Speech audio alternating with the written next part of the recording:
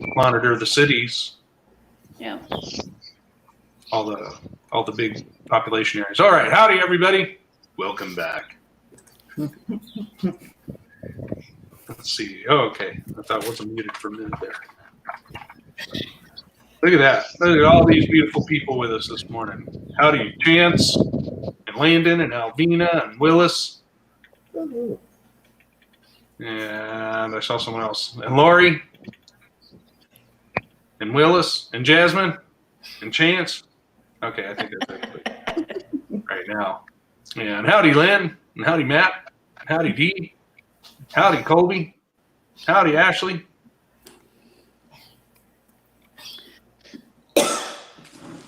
No, slow down. I can't get a word in edgewise. Hi, Jonathan. Hello. Yeah, everybody get a good night's rest? Nope. Yep. Yeah. Oh, there. Now GR wants to show up and Margaret. Howdy.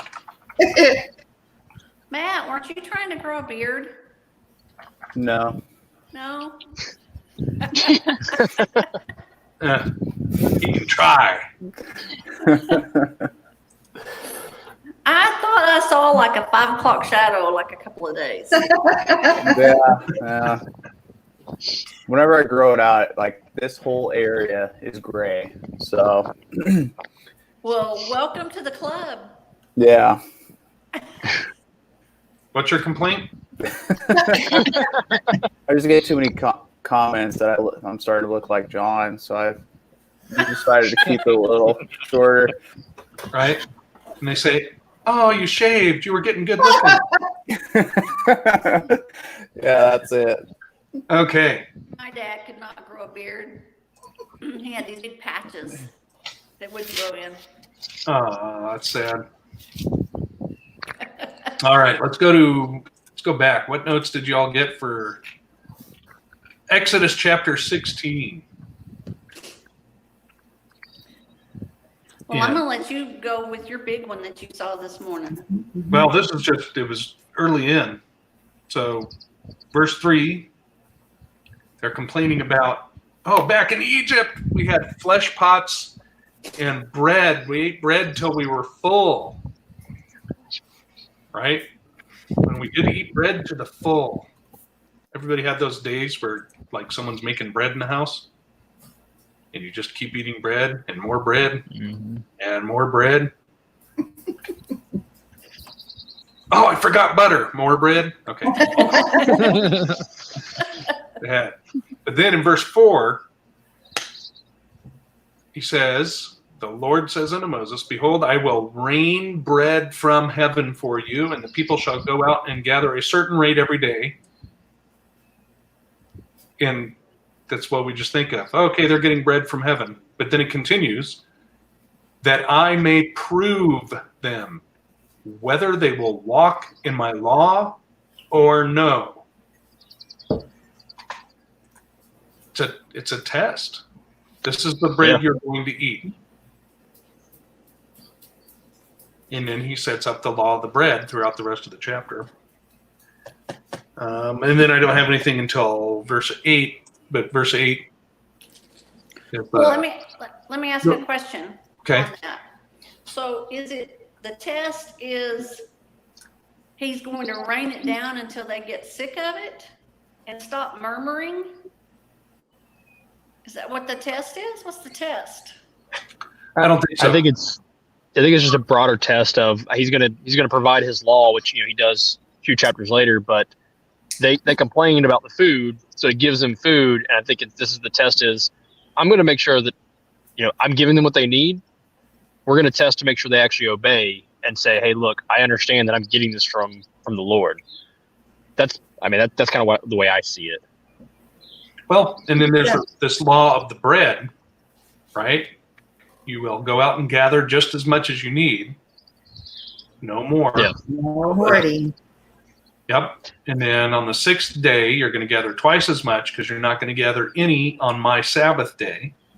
Yeah. So, it says at the end of verse 4, it says, so whether they will walk in my law. I mean, there it doesn't, like it doesn't specify the law of the bread there. It just says, "Well, they will walk in my law," and I think it's kind of a broad. Zena. Right. And I think it's a test because, I mean, we have certain people that, you know, we all know that child that never does anything outside of what they're instructed to do. And then we all know that child that hey, I'm going to test the boundaries on everything, no matter what it is. And I think this is where he's drawing the line. He's seeing whom he can trust and not trust. Or proving it, right? Because he already knows, but he has to prove it.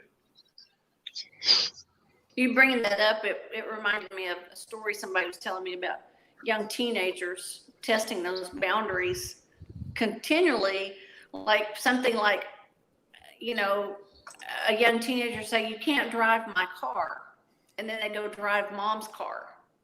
Right. And then he said, "I said you couldn't drive my car." He said, "But you didn't say I couldn't drive mom's car." Yep. You know, that letter of Got a law loophole. that you didn't just spell out just exactly. Oh yeah. Yeah, you gotta have the it's like we're raising lawyers. There we go. Sometimes. This is what you said. Anyways, verse 8 is a mirror of what they were complaining about in verse 3. Right? And Moses said, "This shall be when the Lord shall give you in the evening flesh to eat," right? And they were complaining about sitting around the flesh pots. "And in the morning bread to the full," right? And that's what they wanted, bread to the full. "For that the Lord heareth your murmurings, which you murmur against him. And what are we? Your murmurings are not against us, but against the Lord." And maybe we should think about that too. That's big there. You know, when we're complaining about people, who are we complaining about?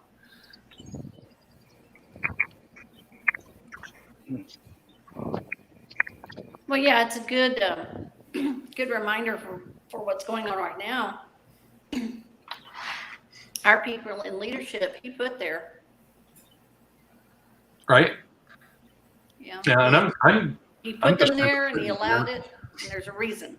yeah, I'm just sitting back and watching it all unfold. It's not affecting me that much because I don't have to go out and mingle with people and be out and about. And golly, everybody that has a critical job is still going to work. So what's changing? Just they're telling people you can't, you know, it goes back to do it this way. You can't do this. You can't do that. Oh yeah, well, I'm going to do it. But when it's something that doesn't affect you in the first place, then what's the big deal about it? Yeah. Mm-hmm.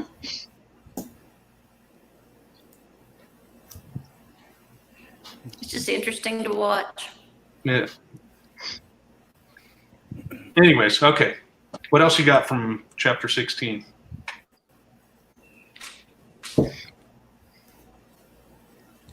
Anybody?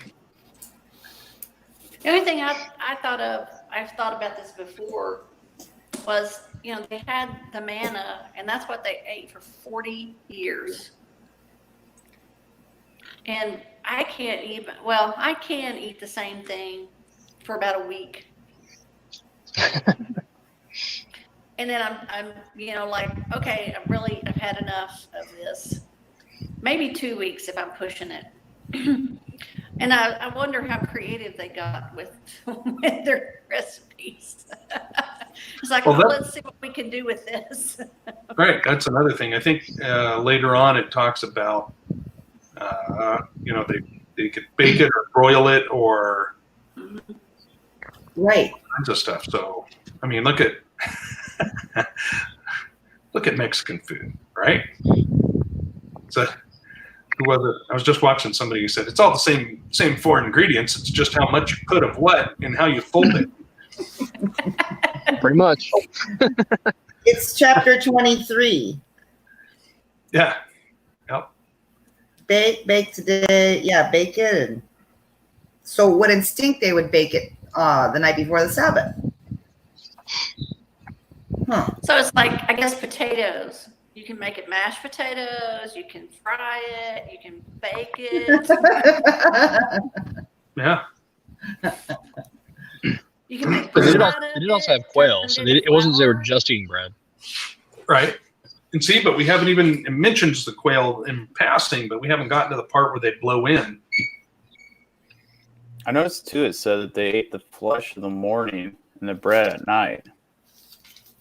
Yeah. I don't know if that's significant, but thought that was interesting.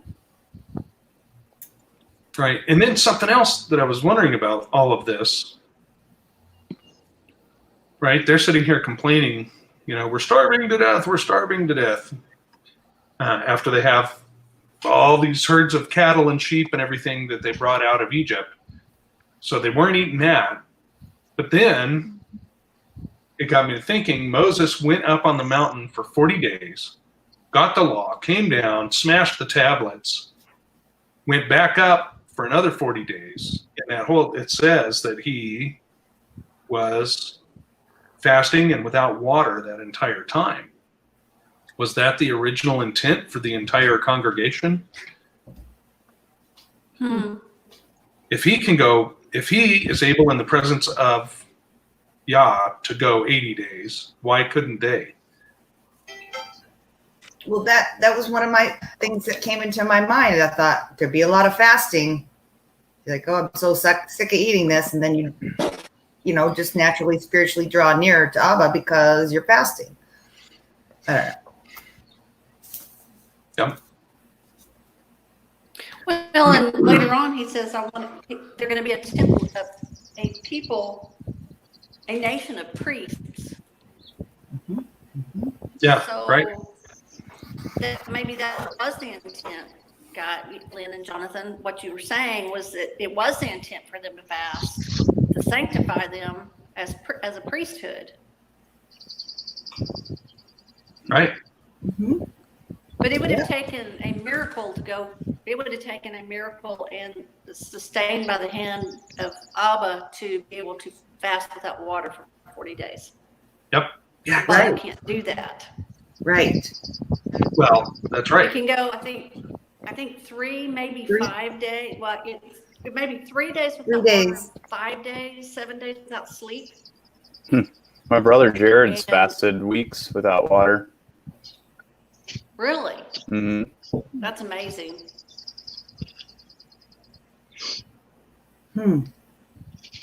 Yeah, we're told a lot. Well, were Isn't so. they not drinking goat's milk? And I mean, they had all these, like you said, Jonathan, they had all this livestock. Well, what were they doing with their livestock?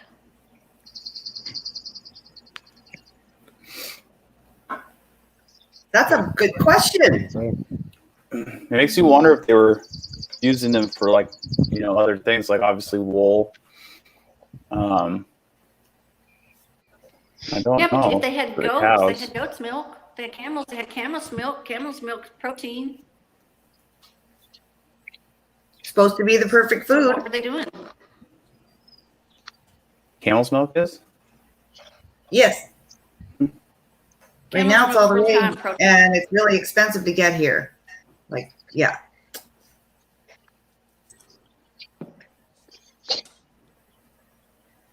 So, anyways, I've got in 15 just a confirmation.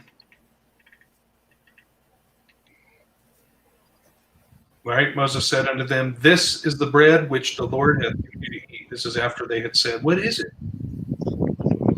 What is it?"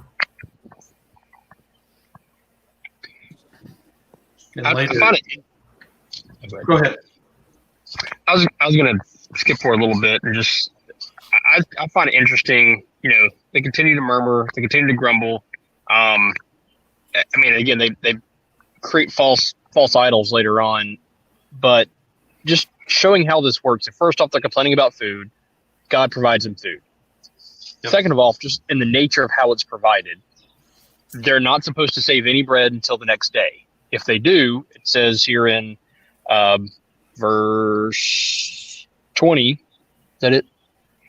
Yeah, it breeds worms and it stinks. Yep. But on the 6th day, if they twice as much as provided, they save that for the 7th day, it's still fine. Like it's the whole way this bread is provided just goes to show you that God created it for a very specific purpose, and yet they still continue to complain. It's one of those things that we and I guess I look at my child who doesn't know any better, and I give her reason. I explain why things are done a certain way, and yet she still wants to do things her way. And I think of the children of Israel the same way, like God saying, "Hey, you're going to do it. I'm going to provide you everything you need to believe this is the way it should be." Yet they're still going to do what they want to do because they're children. Right. Well, it's like they're getting mad for misusing what God's given them. Like it's not going to work out if you don't go by his instructions. I mean, I would go for anything in the law that he gave us. Yeah. I also had 20 highlighted too. It was just, that desert is very sparse. We'll put it that way. The desert over there, there's really not much for plant life. It's the stereotypical sandy, dirty, rocky desert. Yeah. Where did the worms come from? Is my question.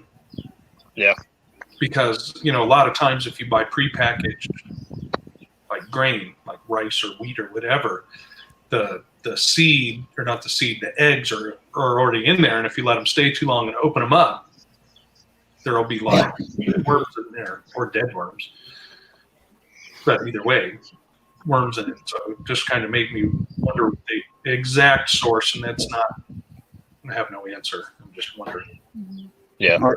Or was it like fly larva? Could be. Could be.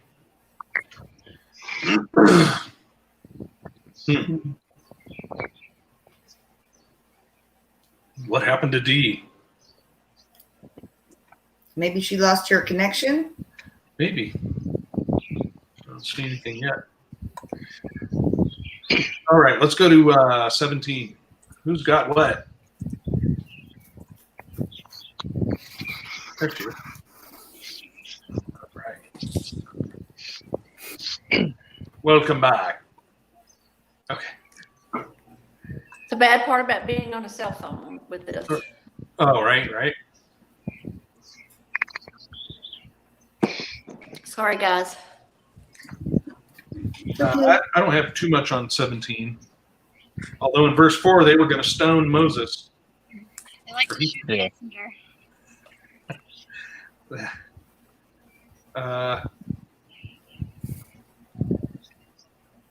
I don't know. Kind of interesting. It just goes back to me, like, why not just ask? Like, it's one of those things that the people that complained about food was provided. And you have very clear instructions. So, okay, so now they're thirsty. I mean, do they not ask? Was it never like a kind of an idea to say, hey, God, what about water now? Instead, they get to the point where they want to stone Moses because they're angry and they're complaining that, oh, you brought us out here to kill us through thirst. Like, I don't know. It just seems like a very kind of such a short-sighted mentality from the people. Yeah, that's interesting. But we also, I think, have noticed in me, and other people have told me about it, how we tend to have these conversations in our mind with other people. Yeah, well, this is what they're going to say, and then we just get ourselves all worked up over what somebody's going to say, and we haven't even spoken with them. Yeah. So did this is in 17? Is that what you guys were talking about? My apologies for having to go out. Yeah. Yeah. Yep. Started at verse 4 where they're going to stone Moses. Chance says verse 5, first time in Scripture where Jehovah is used as a name. in the King James version. Before that, it's all I am. That's some good trivia there, Chance. Well, I had something in the same verse on 17 and 5. Uh-huh. It said, and take with thee the elders. I think that was something I had not seen before. I, always had a vision of Moses and Aaron being by themselves. And this is not the only time it's mentioned that there were elders. There were others with them. Yep. Yeah. So he had already sort of kind of established, a group of men that were going to follow, that were going to be close, close by. Oh, he's correcting himself. He forgot the one. So verse 15. That's what we're talking about. That's it. All right, we're blocking Chance.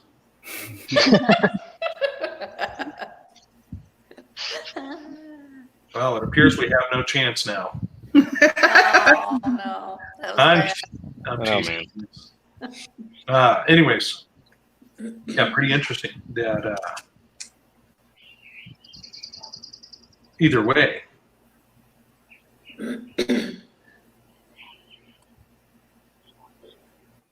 Yeah, I got and her. it Go ahead. says he's in 6, he smote the rock in the sight of the elders of Israel. So he had a witness. Yes. So it wasn't like, like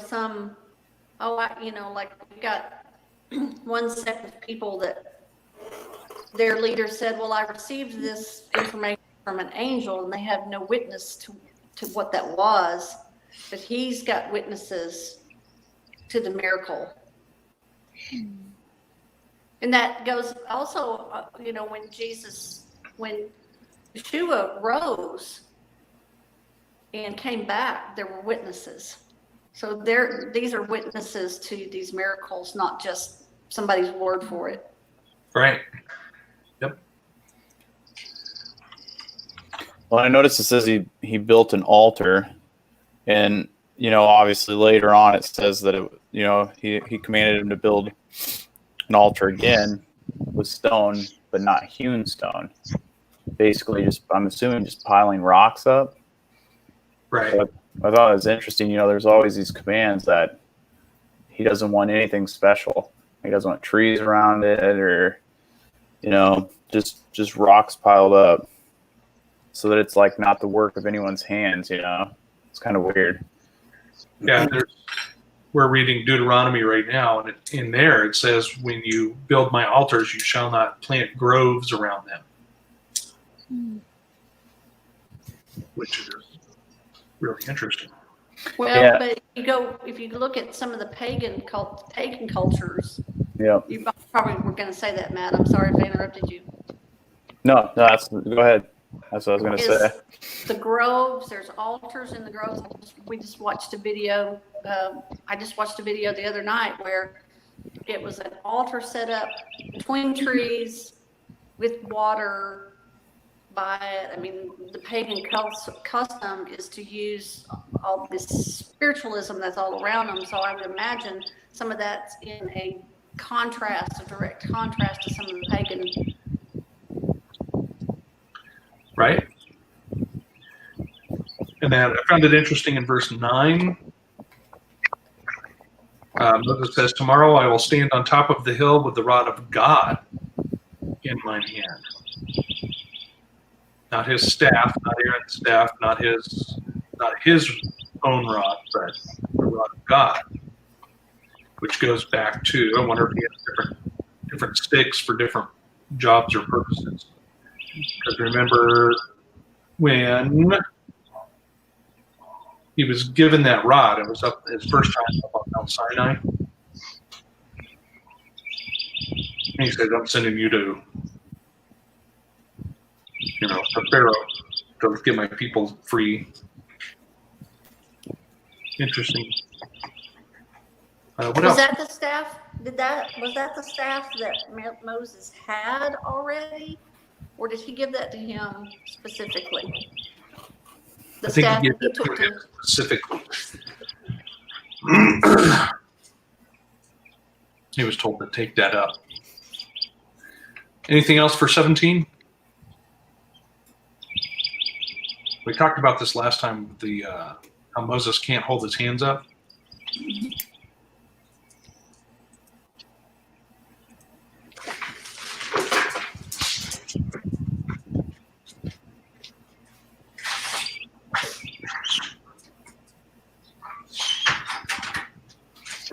Well, that would be a really long, that'd be hard to just stand there with your hands held up all day long.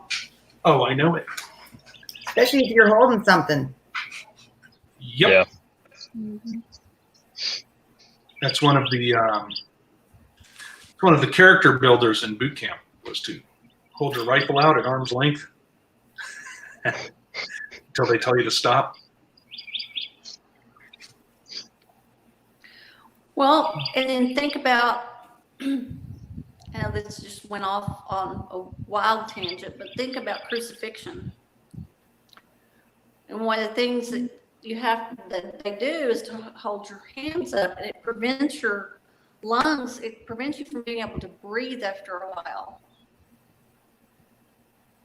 Because it just locks up that diaphragm and everything. So it's not just a stamina thing of not being able to hold your hands up. It's a physical, it actually affects your physical body. Right. Anybody see recently that retired Marine, like 65 or 67 years old, that set the planking Like 8 hours or something like that. like 8 hours? 8 hours of planking? Yeah. Wow. I can do it for like a minute. Yep. And as a side effect, now he has really good posture. Yeah. Really strong lower gut muscles. Right. But he has no back problems. All right. Let's try 18. Anybody get anything from 18? I did in the latter part, like in 2021. No, I only got something kind of earlier, and that's in verse 11. If anyone has anything before that, let me know. I thought it was interesting that even though his father-in-law wasn't a believer at first, he was still respected by Moses, and he revered his father-in-law Right. regardless. Right. And that's an example, I think, for us. Yes. For everything. We're told, in fact, in next chapter, a couple of chapters,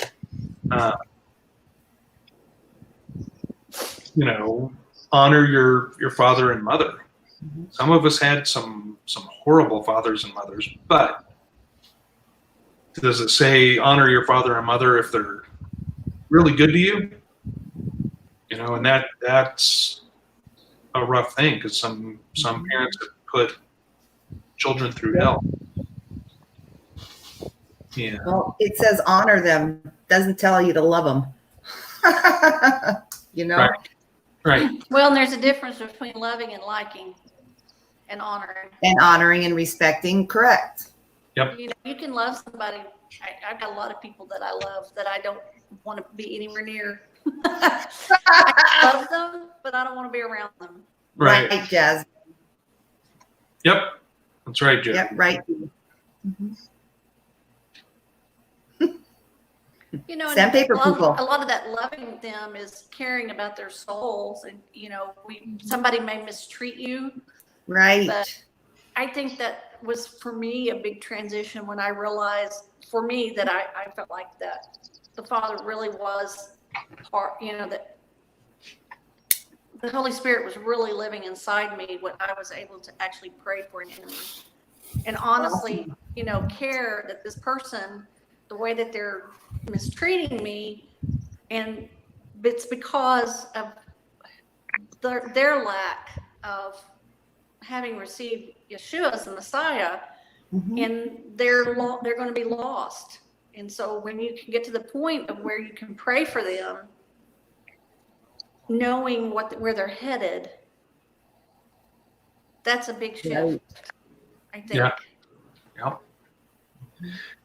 In verse 11, I found it interesting because you kind of touched on that, Ashley. This is where Jethro says, and after all, he hears these things about everything that was done to get the Hebrews out of Egypt. He says, now I know that the Lord is greater than all gods. Like he suspected it before, but now he knows. For in the thing wherein they dealt proudly, he was above them. And that just jumped out at me. And it kind of reminded me of when we were reading about Jacob. And he's dressed up in the goatskins as Esau. And he says to Isaac, you know, your God. He doesn't say my God. Or he doesn't say our God. He says your God. So he hadn't taken and put that on him yet. And I think a lot of us have gone through a similar thing in our walk. You know, yeah, I believe in God, but you know, I can't prove it even to myself. And then something happens where we just believe. Yeah. Although some of us didn't require a nation being dragged out of another nation. I find it interesting that he set up the system of justice. Yep. Well, it Yep. just goes back to, you know, Abba uses who he needs to use. Exactly. You know, you know, let's just look at Cyrus, for example. You know, but he wasn't a godly king, but Abba uses him to help rebuild the temple, to restore Israel. Mhm. He's gonna use whomever he chooses to use. So Exactly. yeah, that was a good insight, Lil. He's not a respecter of persons. Right.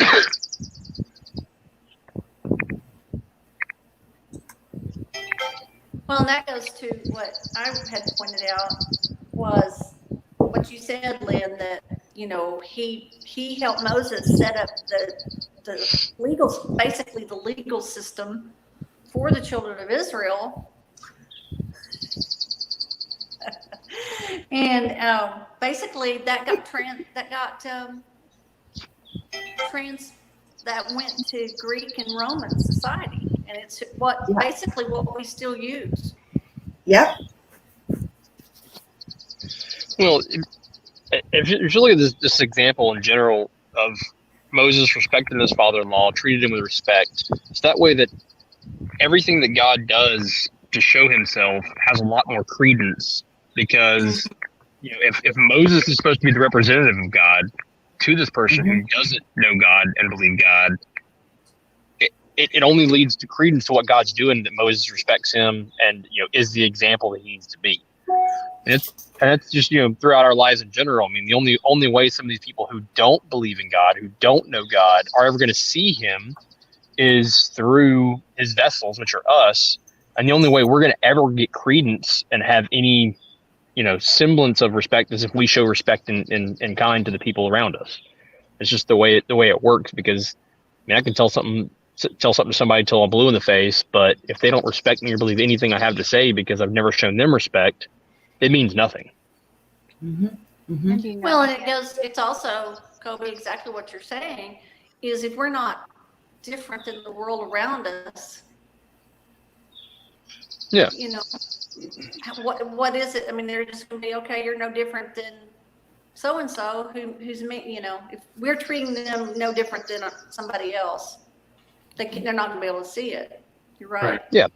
And a lot of it comes down to when you're showing respect, you also make sure that you demand respect from people around you as well, because then again, at the same time, you have a certain belief system, you have certain things that you hold dear to you, and if you just, you know, throw that out the window just to kind of appease the people around you, then again, that's not showing respect to anybody, because you're not holding firm to your beliefs to the people around you as well. So there's multiple layers onto that to make it actually a true respect in that true sense. And two, also something that he takes a criticism from somebody that's out of Israel and changes his behavior. And that ends up benefiting everybody. And sometimes we need that extrospective from another person because we're too close to see something that's happening. Yep. Pretty interesting.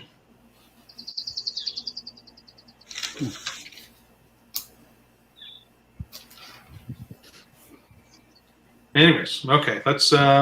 Anything else from 18? Oh, I just thought it was amazing just reading. I guess it never really stood out to me before. Oh, never mind. That's in a different chapter. Let me put the laptop away. Well, what stuck out to me was 21. Uh-huh. The character of the men that were picked to be the judges, you know, able men, fear God, men of truth, hating covetousness, and those types of men. Yep. Well, yeah, Lynn, you're talking about hating covetousness. What does it say later that about Right, because the covetousness compromise or taking a bribe, about taking a bribe? and the covetousness is something that can cause people to do bad things. Right. Yep. Well, it goes both what you're saying, right? Well, if I judge correctly for this wealthy man, I can get that new ski boat. Right. What does it say? Taking a bribe blinds the eye or something like that? Is that what that says? Something like that.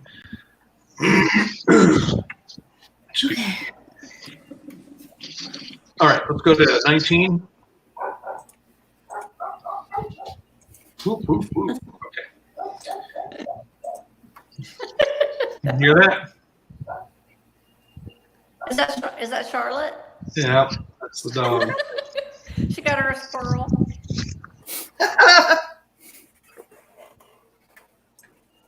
All right, out of 19, anything before 5? Because I got something at 5.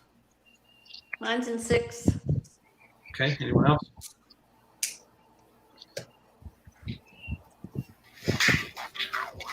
Negative, okay. Let's go 5. The biggest word in Scripture. Now, therefore, if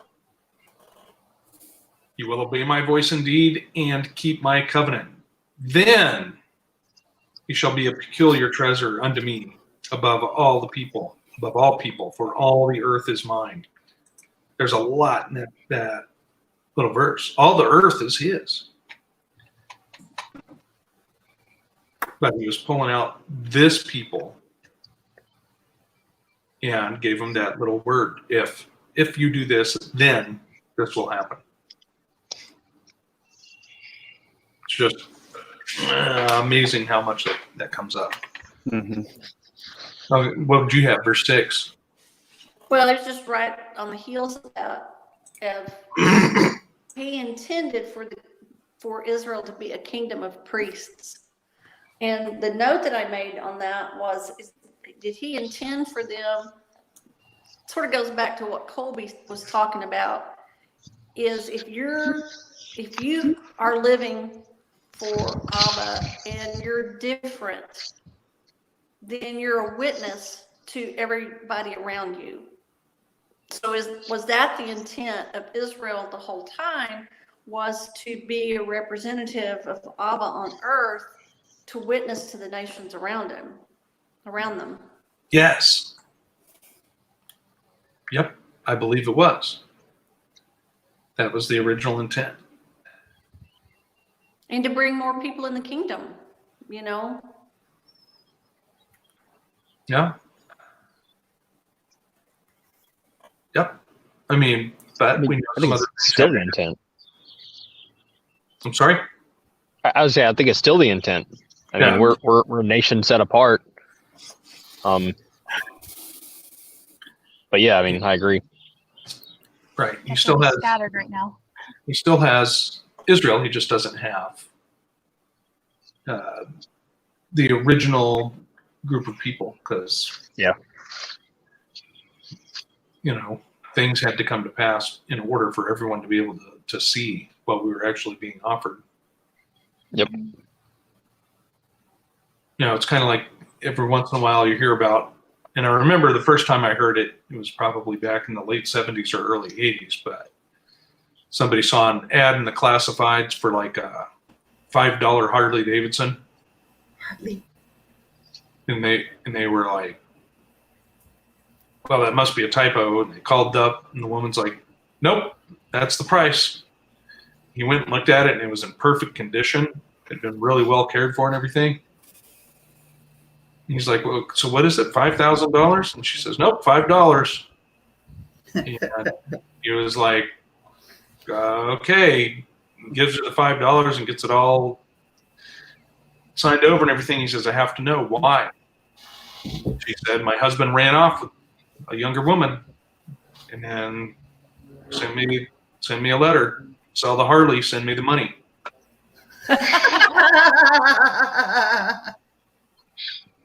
So That reminds me of if y'all that's are how we ended up with this massive treasure. Yeah.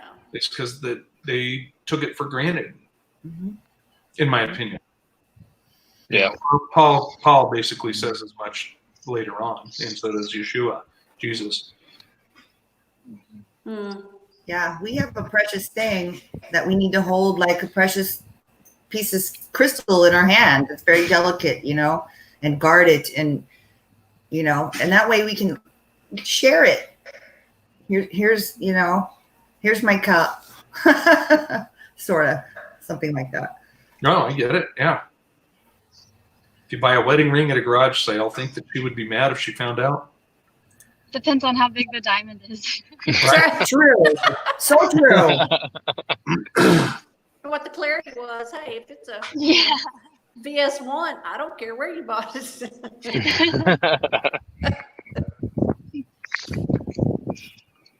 I was looking to sell my mother's carat diamond at a time where I was just really having a hard time struggling with finance.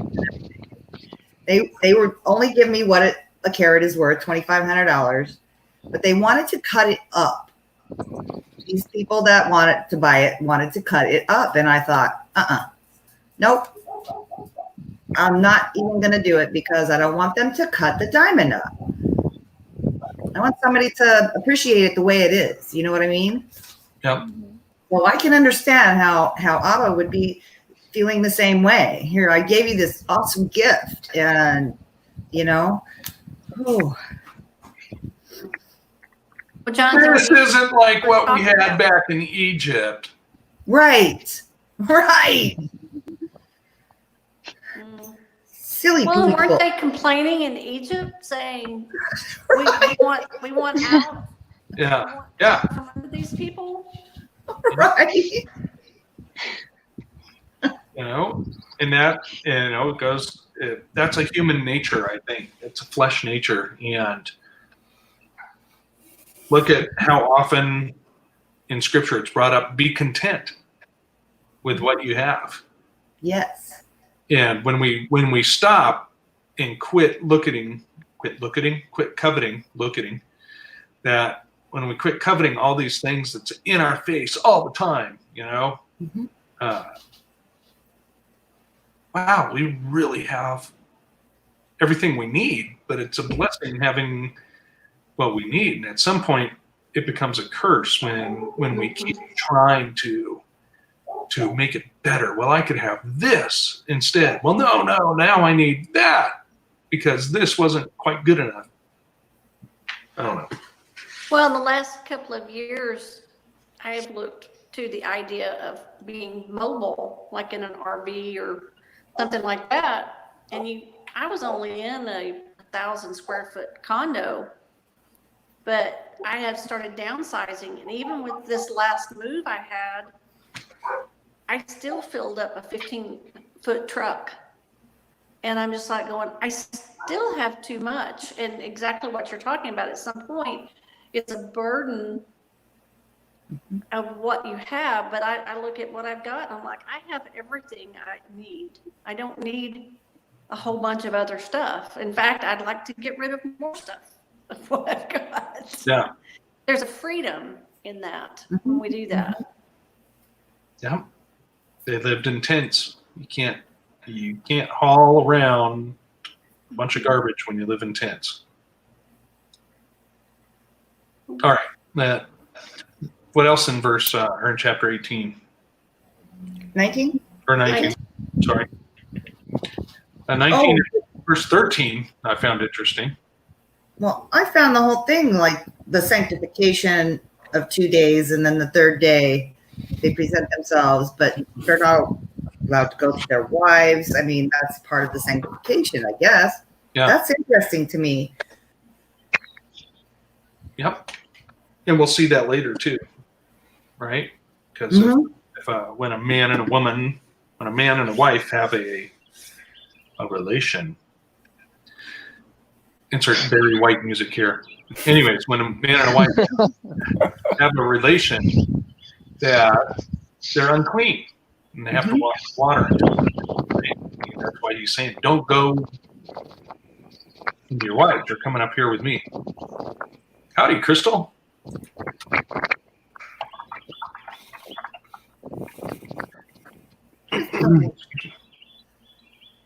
That, what is it though? Yeah, 13 I found interesting. Beast or man. Anything that touches it, you're going to stone it to death.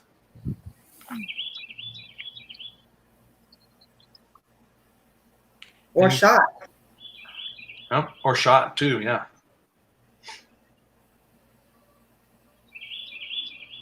Wow. So do you suppose all the wild animals stayed away as well? I do. I think it's, I'm sure you've probably seen some places out here where there's nothing on that mountain. Yeah. No trees or anything, maybe a couple of tufts of grass, but no insects or anything. Yeah. Yeah. Well, I'm thinking about the top of up there in Flagstaff, Baldy? the ski resort. Uh-huh. When you get up there, it's just all like lava rock and stuff, and there's just no trees, and Yep. it's weird. Well, and then, when Abba comes down on the mountain and sets fire, basically True. I mean, you think about forest fires, and we don't have those around here really, but out west where they have those a lot, you see the images of the animals getting out. Right. They just scatter, and so maybe what you're talking about, when he came down on the mountain and there was smoke and fire, they took off. If there was any there. Oh, those big trumpet blasts too. Yeah, that would scare everybody. Yeah. Scare me. I mean, can you imagine how loud it would have been? And it got louder and louder and long, and oh, wow. Yep. Terrifying. How could you go and see all this stuff and then we're so weird. So there's one thing that I in reading this, and I tend to wonder, and I got my own kind of belief in this, but it says, anyone who even touches the mountain, comes near it's going to be put to death. Is it because of, because I said so, don't do it? Or is it because he's so holy and his full presence, we just couldn't handle it, and so we'd just be put to death instantly because we as humans can't handle that full presence? Yep. I don't know. Right. What was it in here? That. Well, they have to go through this whole process just to get on the mountain, right? Yeah. Right. Just to even get close to him, to be in his presence. Yep. Yeah, that's right. And I think in the next chapter, is it the next chapter? Or maybe I missed it, talking about, where they're like, nope, you talk to him. Based on the descriptions of Jesus in Yeah. Revelation and in Daniel, is this kind of a similar description, just not quite as detailed? I wonder. Maybe. Well, here it is in chapter 1921. It says, this is what Abba's telling Moses. Go down and tell the people so that they don't come through to gaze to the Lord to gaze, and many of them perish. So I think Abba's telling them, you need to stay away, because if you try to look at me and you try to get too close, you're just going to die. Yeah. I find it interesting too that it says it, and it came to pass on the third day in the morning that there were thunders and lightnings and a thick cloud upon the mount, and the voice of the trumpet exceeding loud. It kind of reminds me of the resurrection. Yes. Yeah. And the return. Yeah, and it says they trembled. They were trembling when that obviously, like right after his death. It's kind of, I don't know, it's kind of like a foreshadow. And then the kings and queens of the earth for a long time would announce themselves with the trumpets. Yeah. Copycat. Yeah. Oh, All right, interesting. Okay, go ahead. No, when she said that, I'm like, that's very interesting. Or when y'all said that, copycats. Yep.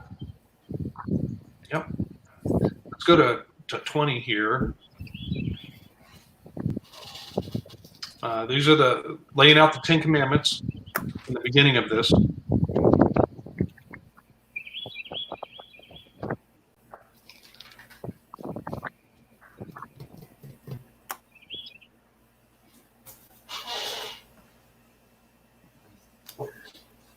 The only one I have is 13. In verse 4, thou shalt not make thee any graven image, unto thee any graven image, or any likeness of anything that is in heaven above, or that is in the earth beneath, or that is in the water under the earth. Like a fish? And Cave fish? other things, Yeah. Leviathan offshoots and sirens, etc. Yep. That's what I was picturing. That doesn't fit into a liquid molten core of iron and nickel that they try to tell us is there. Right? Interesting, though. I'm sorry, and then what was yours? No, mine wasn't till 13. 13? Yeah. Thou shalt not kill. Go ahead. No, just translation issues. Is the kill as opposed to murder. Right. Well, it's how we use kill now, because if you look at all these other places, where people are killed with justification, Right. it says that they were slain. Right? He did slay them, or or strike them to death. But that kill, it even translated, it's like premeditated murder under the definition in the Strongs. That, what else besides that? Anything else after 13? And I'll look that up, that word. Here. Well, it just, in our modern day vernacular, it just creates so much friction and from a misunderstanding of what that word actually means. Right. Yep, it is ratashk, a primitive root properly to dash in pieces, that is, kill a human being, especially to murder. Dash in pieces. Dash in pieces. Like a Interesting. flower pot. Dash it in pieces. And Yeshua tells us exactly where that starts. Yep. Where it emanates from. Interesting, eh? Oh, so you're saying it goes back to the garden? Yes. Gotcha. That's the way I was taking it. So verses 18 and 19, right? And all the people saw the thunderings and the lightnings and the noise of the trumpet and the mountain smoking. And when the people saw it, they were moved and stood afar off. And they said unto Moses, Speak thou with us, and we will hear, but let not God speak with us, lest we die. Now, remember, they just went through all this, anything through this process of everybody having to get cleaned that's going to come up onto the mountain. And then all the people are saying, no, But I also think that's kind of their in their mind, a ticket out, right? Well, if I didn't hear it directly from God, since I didn't go see him up there, well, did he really say it? It's more of the murmuring attitude, I guess. Did he really say that? How do I know Moses isn't lying? And so they just make it so that they don't have to do it. So, or they don't have to abide by it. Well, something struck me when you said that, Jonathan, too, is our resistance to really draw closer to Abba through his spirit, because that's a fire when we do that. Yep. It really, we don't want to do that because it means we've got to change. He's really going to work through us and convict us of things and show us things that we don't want to see. Well, then too, I think it's telling us we should have a healthy fear of a Yah, because that's kind of scary. I mean, if you think about it, the ground is shaking. There's all this noise and fire and smoke, and the beginning. The fear of Yahweh is the beginning of whatever wisdom and understanding, and the beginning of it. Yeah. But you think about too the cleansing of they had to go wash before they could appear before him. But you think about his spirit cleansing us is very painful. Oh yeah. And we don't want to do that. It is painful. I always tell them, just bring it. Let's get it over with. I just want to get it over with and let's go. Get it done. Yeah, good point. Yeah. And I didn't write this down, but I just noticed it looking at this. Verse 21, and the people stood afar off, and Moses drew near unto the thick darkness where God was. Mm.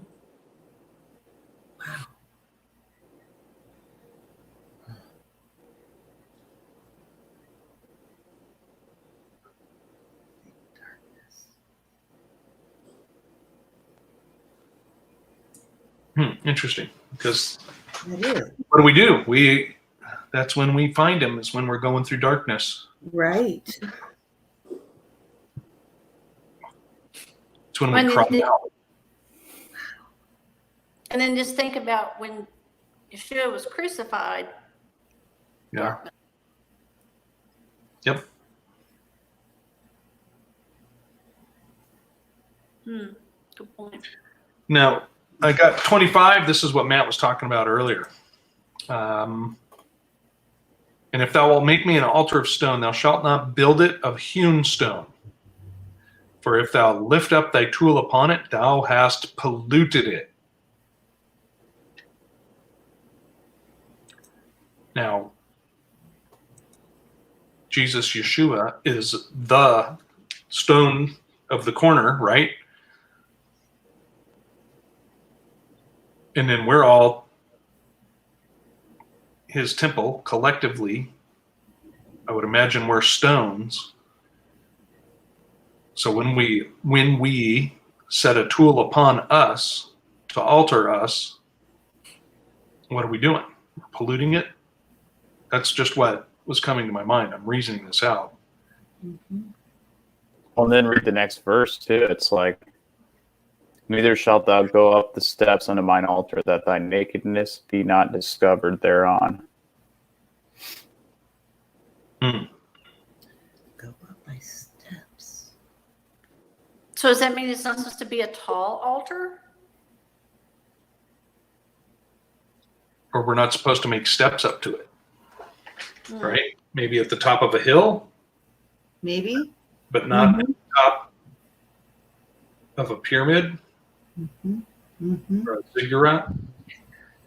I mean, it could also just be that altars to other gods in those days contained steps or were built a certain way, and God Right. just didn't want any type of altar that resembled those of the idols.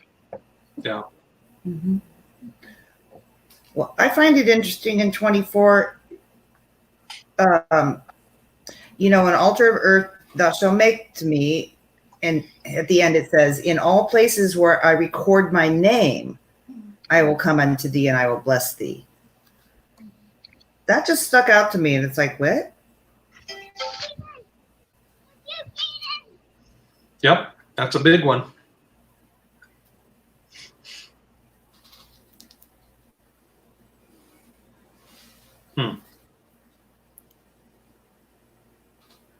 Because he's always telling you, to the place where I will tell you. Go to the place where I tell you. Yep.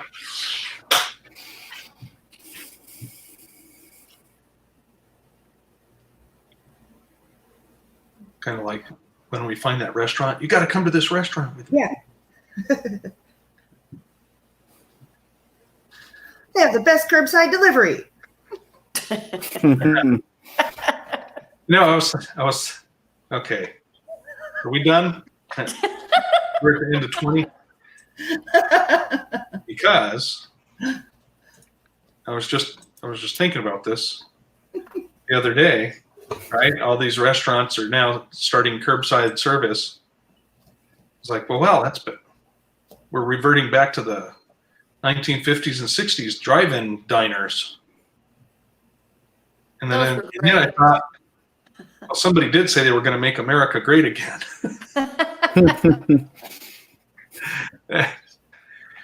Oh my goodness. The drive-in movie theaters, there's still an active one here close to where I live.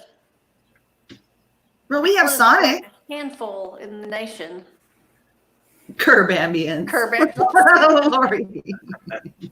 I took my vet to the dog the other day, and they've got curbsides. I came and got him. You took your vet to the dog? Did I say dog to the vet? Sorry. Sorry, I couldn't resist. Uh, Yeah, that's what my vet's doing too. But they said we could come in if we want. No, they locked the door. I came and got him. Oh, no, they're young living in there. And they said that, yeah, we'll bring them in, do all the stuff. And I thought, oh, I think I want to be with my dog. I know. I'll wait. yeah. Yeah, Unless it's an emergency, I can wait. my boss and everybody that's higher up at my work is like almost in panic of this thing. Oh, that's too bad. It is. It is too bad. Well, I went to the store yesterday, and it was not as packed as it typically is for a Friday afternoon or Friday morning, late morning. But there wasn't as many people in there, and there was stuff on the shelves that hadn't been there the day before. And so I went through the self-service, right, where they have like one cashier monitoring like 8 registers. And I asked her, I said, oh, it looks like things are calming down a little bit. You know, has it been better today? She's like this. She's all.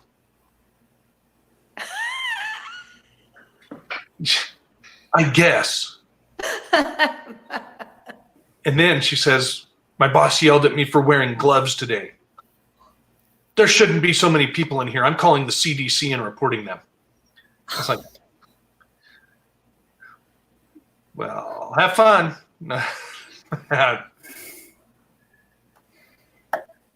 The grocery store I went to, the organic, lo and behold, in a town of 12,000 people, there's an organic grocery store. Really? And I went in yesterday to pick up a few things, and all of the workers are wearing masks and gloves. Yeah, they're Organic. installing face shields on the most of the grocery stores here. Yeah. Temporary face shields. There is one case reported in about a 5-county span here. Yeah, My same. doctor came in with a mask on his face, and I'm like, Doc, why are you wearing that mask? Are you sick? And he looked at me. We're about to find out how many children watch with us every week. Chance, you have, tempting. That's so tempting. Telling myself no. You are like my brother. like a pack of wolves. I have a pack. I don't need it. Oh, that's so tempting. Well, I have a Staffordshire Terrier. He's awesome. He is the most awesome dog I've ever owned in my life. He was better than my poodle. So, yeah. It's, I could drive him halfway, Lynn. You could meet me, you could come east, and I could go with He's you. Texas, right? Chance is just up the road a couple hours from me, an hour or so. nice. No. Down, girl. Down. So with this whole like Corona thing, what I've noticed the most about that everybody's worried about is money. Like the number one thing, not food, not toilet paper, but everyone's worried about money. Like as far as my work goes, you can just see it, and everybody, oh, we're not gonna meet our numbers this year. We're not gonna increase more than last year, and we already planned all of our purchases and everything around that. And yeah, it's mostly money. Yep. A lot of people weren't prepared for anything like this. Well, I made that connection too. That it's the stock market. But this stupid virus. Now I'm losing money. A lot of people did. I mean, they got hit real hard on their retirement or whatever. Yeah, retirements are bad. And it's like, okay, so, and like you were saying too, it's interesting timing that this is at the beginning of the feasts, of our Father's feasts, that he says, these are how you're gonna worship me. And you got all these people that are realizing that, what did we just study in Exodus? Money has no power anymore. Yeah. Money, what is it? How did they phrase it exactly? Money has become worthless? Well, I noticed there's a lot of people right now calling for cash to go away because they could have the virus. Thought that was interesting. Yeah. Cash is already filthy. They didn't call for it to go away when it was full of cocaine and crystal meth. Yeah. Or any other disease. Right. Who knows where those things have been? Yeah. Genesis 47. Money has failed. Right? But we're of this mindset. We're of this mindset that, oh, well, if I take my money and put it here and take my money and put it there,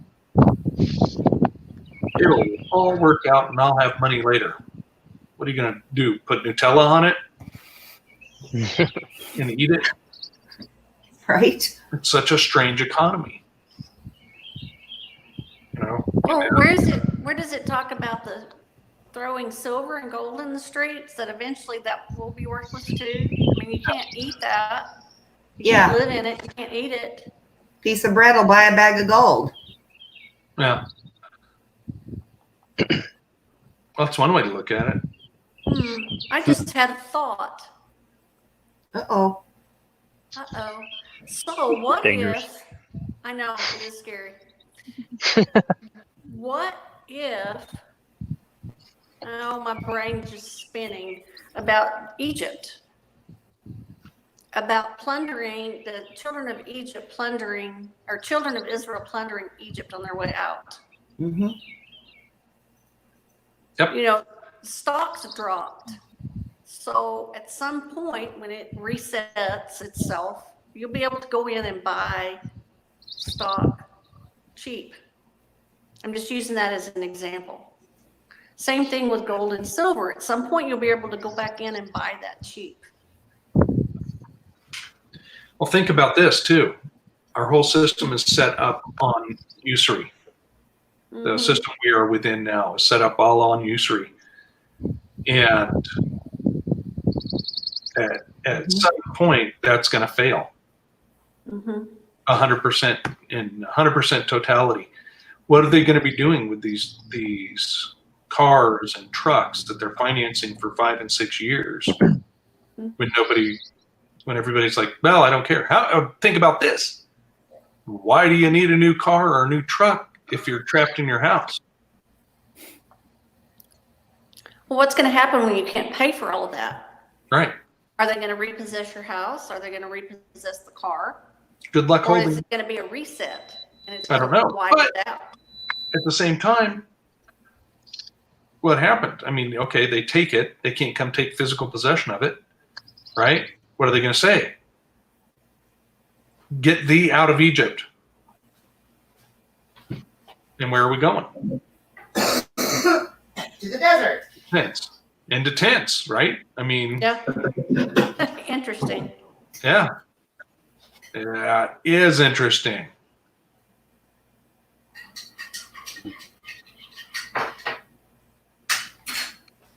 Yep, this is shaping up quite well. And on that note, I have one of those. yeah. On that note, everybody, don't fear, right? Right. For we have not been handed over to a spirit of fear again unto bondage, but unto a spirit of adoption, whereby we cry, Abba, Father. And so thank you very much, Lynn and Matt and Colby and Ashley and Dee and all y'all. I'm really glad you joined us. Love you all. And we will see you for the next reading, which will be in a couple of days. Bye. Bye. Love you guys. Bye.